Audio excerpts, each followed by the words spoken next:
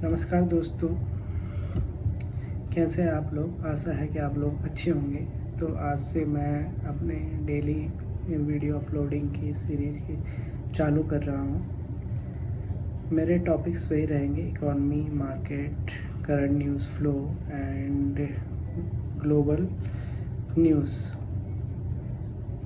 तो मैं कोशिश करूँगा कि हर दिन अपना वीडियो मॉर्निंग में अपलोड कर दूँ, ताकि आप लोग इससे डेली अपडेट रह सकें। तो आज मेरे जो टॉपिक्स है वो कुछ ऐसे होंगे जैसे कि इकोनॉमिक डाउनफॉल इंडिया में लगभग शुरू हो गया है, बिकॉज़ रुपी बहुत ज़्यादा, पिछली बार मैंने बताया था, रुपी बहुत ज़्यादा डिप्रिशिएट हो रहा है। RBI, reserve bank of India बहुत कोशिश कर रहा है उसको संभालने की। बैंक को भी इंस्ट्रक्शन दिए थे बीच में कि आप अपना करेंसी जो पोर्टफोलियो है उसको मैनेज करिए, but still rupee is going to weak and weak. So it's a very tough situation, because आपका क्रूड ऑलमोस्ट डबल हो गया है और आपका रुपया भी कमज़ोर हो रहा है, तो आपका वित्तीय घाटा बढ़ने के चांसेस हैं जब तक कि क्रूड संभलता नहीं है। और जिस प्रकार की फोरकास्ट जो वर्ल्ड के बड़े बड़े इकोनॉमिस्ट हैं वो कर रहे हैं कि अगर वॉर आज भी ख़त्म हो जाता है तो ऑलमोस्ट 5 to 6 मंथ और मे बी दिस ईयर लग जाएंगे क्रूड को $80 से नीचे आने में। तो ये काफ़ी टफ सिचुएशन है इंडिया जैसी इंपोर्टिंग कंट्री के लिए, एंड इसलिए आपने देखा होगा कि हमारा मार्केट भी परफॉर्म नहीं कर पा रहा है। और एफपीआई जो है, फॉरेन पोर्टफोलियो इन्वेस्टर जिनको बोलते हैं, वो रेगुलर अपना पैसा यहाँ से निकाल रहे हैं। एक तो ये सिचुएशन है, दूसरा रुपए की कमज़ोरी के कारण ये भी है कि हमारे कंट्री में एफडीआई जो है वो पहले के मुकाबले बहुत कम हो गया है। स्टार्टअप फंड जो कि जापान और यूएसए से बहुत ज़्यादा फ्लो हमारे कंट्री में होता था, वो बहुत ही कम हो गया है। तो हमको जो करेंसी रिसीवेबल है इन द यूएसडी टर्म्स, तो दैट इज़ कमिंग डाउन। ऊपर से एफपीआई जो कि फॉरेन पोर्टफोलियो इन्वेस्टर है, वो डेली अपना जो स्टॉक के पोर्टफोलियो है यहाँ से बेच के या तो यूएसए में इन्वेस्ट कर रहे हैं या फिर emerging other market like Taiwan, China and South Korea. They have these preferences because they are doing very good in the artificial intelligence. And हमारी जो कंपनीज़ हैं, आईटी कंपनीज़, वो जस्ट सैस रह गई है। सैस का मतलब होता है सॉफ्टवेयर एज ए सर्विस, जिसमें कि हम और आप लोग काम करते हैं। वो खाली सैस रह गई हैं, बट वो भी सैस सपोर्ट में है। Like they are not a self big software company, like जैसे SAP है, ओरेकल है, या IBM के भी कुछ सॉफ्टवेयर हैं जो कि अपने आप में एक ग्लोबल जिएंट है। इसके अलावा AI में भी बहुत बड़ा रोल हमारी देश के किसी भी IT कंपनी का नहीं है। ना तो हमारे पास AI प्लेटफॉर्म्स है लाइक द एंथ्रोपिक्स, ChatGPT, जेमिनी और बहुत सारे अभी आ गए हैं मार्केट में। ऐसा हमारे कंट्री में ऐसा कोई भी AI प्ले नहीं है। AI हमारे कंट्री में कोई भी कंपनी AI में पार्टिसिपेट एंड इन्वेस्ट नहीं कर रही है जो कि हमारे मार्केट को सपोर्ट कर सके। अब एक यहाँ पे मैं एक सिचुएशन रख रहा हूँ। कोई बोलेगा कि India is a SaaS based company, software as a service हम लोग देते हैं, एंड मैन्युफैक्चरिंग बेस्ड कंपनी, तो why we will play in the AI? Reason mean, अब मैं इसका आंसर दूंगा कि AI में प्ले करना इसलिए ज़रूरी है बिकॉज हर चीज़ आज के समय में हर प्रोडक्ट को यूज़ करने के लिए कोई ना कोई सॉफ्टवेयर लगता है, एंड वो सॉफ्टवेयर धीरे धीरे करके इंटीग्रेट हो रहा है एआई के बेसिस पे। दूसरा,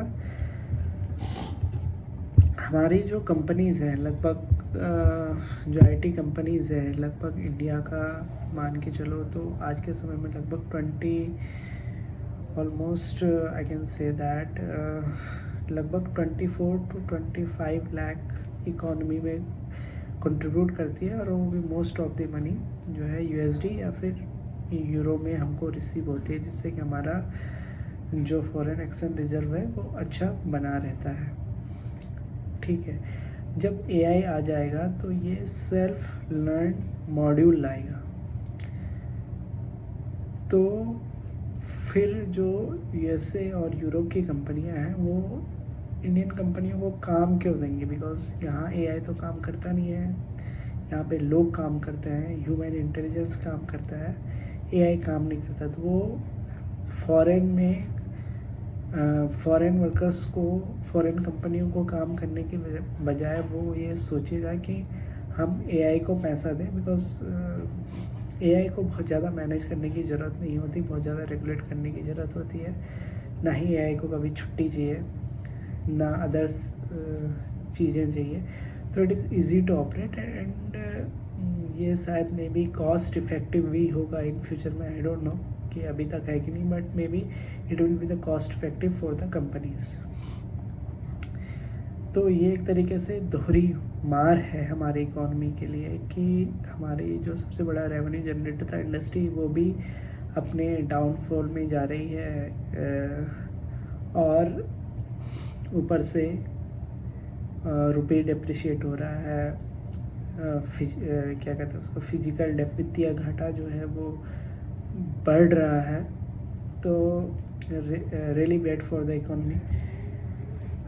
सेकंड, मेरा ये क्वेश्चन था कि मेरा ये वो था कि इकोनॉमिक साइकिल जब आते हैं, मैं थोड़ा सा मार्केट पे आऊँ, इकोनॉमिक साइकिल जब आते हैं तो दो चीज़ें होती है। जब इकोनॉमी में ऑयल प्राइसेस बढ़ते हैं तो इन्फ्लेशन बढ़ती है।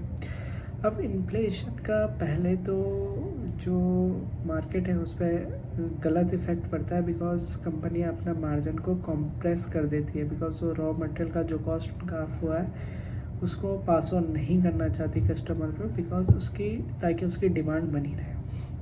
सेकंड, अगर वो थोड़ा बहुत कर भी देती है पास ऑन तो उनको आगे जाके इसका बेनिफिट मिलता है। जैसे कभी ना कभी तो ऑयल के प्राइसेस कम होंगे ही, तो वहाँ पे मार्केट का जो साइकिल है इकोनॉमिक, जैसे इकोनॉमिक साइकिल अप ट्रेंड में चलता है तो जो मार्केट की परफॉर्मेंस है वो पहले तो 30-40% डाउन जाती है, then they will be reverse like a V shape, जैसे कि कोविड के टाइम पे हुआ था कि पहले एकदम डाउन चली गई थी, देन वी शेप रिकवरी आई थी। तो मे बी नेक्स्ट ईयर तक हमारे ये सब सिचुएशंस अच्छी हो।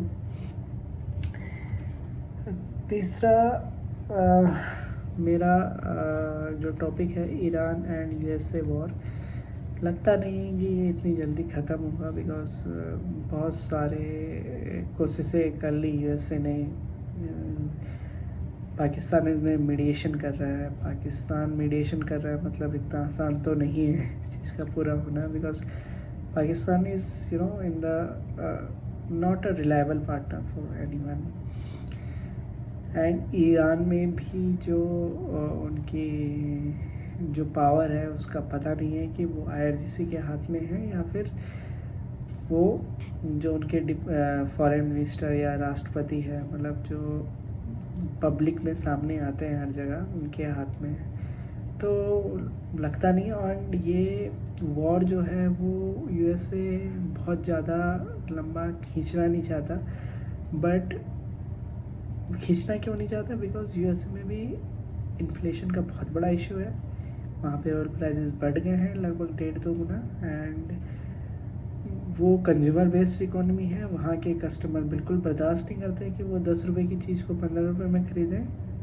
तो एक तो ये सिचुएशन है। दूसरा, यूएसए बहुत ज़्यादा अभी कर्ज में बैठा हुआ है, तो जो बॉन्ड यील्ड होती है, जिससे कि हम कह सकते हैं कि डेफ्ट, जो कि मतलब डेफ्ट बॉन्ड यील्ड होती है, जिसके बेसिस पे कि भी कोई भी कंट्री अपने पैसा लेती है, उसको उसका कर्जा चुकाना पड़ता है।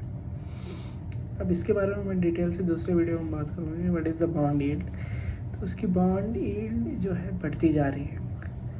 अब बॉन्ड यील्ड बढ़ती जा रही है मतलब उसको जो सपोज 1 ट्रिलियन का उसको इंटरेस्ट चुकाना है, वो धीरे धीरे करके बढ़ रहा है, तो उसकी वहाँ पे सांसें अटकी पड़ी है, इसलिए वो युद्ध नहीं लड़ना चाहता ज़्यादा। दूसरा, ईरान क्या है, ईरान के पास भी बहुत ज़्यादा चीज़ें हैं नहीं, खाने पीने को सब कुछ चीज़ें हुआ बट स्टिल क्योंकि वहाँ से चीज़ें बाहर नहीं आती, क्लोज्ड इकॉनमी है, क्लोज कंट्री है, कंट्रोल्ड कंट्री है, तो जब चीज़ें बाहर ही नहीं जाएगी, जब कोई बताएगा नहीं कि क्या चल रहा है यहाँ पे, तो फिर वो चीज़ें सोशल मीडिया एंड मीडिया में इतने ज़्यादा इम्पैक्ट करती नहीं। तो both the party maybe do not, maybe they will take a time to resolve the issue. And Israel जो कि थर्ड पार्टी है, वह चाहता नहीं है कि ईरान के पास यूरेनियम रहे, और ईरान चाहता है कि मेरे पास यूरेनियम रहे ताकि मैं परमाणु बम बना लूँ। बहुत ही मुश्किल सिचुएशन है। वो लोग तो जितना आपस में लड़ रहे हैं वो लड़ ही रहे हैं, बट उससे ज़्यादा हालत ख़राब जो कि ऑयल इंपोर्टिंग कंट्री है like India, Japan, Australia, New Zealand etc, they are facing the tough economic crisis. Even Europe बहुत दिनों तक हाई ऑयल प्राइसेस में, जो कि ऑयल डिपेंडेंस इकॉनमी है सारी की सारी दुनिया में, बहुत दिनों तक कोई भी कंट्री सस्टेन नहीं कर पाती है, क्योंकि इन्फ्लेशन जब बढ़ता है तो उसका सीधा सीधा साइड इफ़ेक्ट होता है डिमांड का कम होना। डिमांड कम होने लग जाती है तो धीरे धीरे जो कंपनी 10 बनाती थी वो 5 बनाएगी, तो वर्कर भी ज़्यादा क्यों रखेगी, एम्प्लॉय ज़्यादा क्यों रखेगी। तो it's a very tough situation. Hope so कि everything will be fine very soon. And thank you very much. आप लोग इस वीडियो को शेयर करें, लाइक करें और आगे तक बढ़ाएं।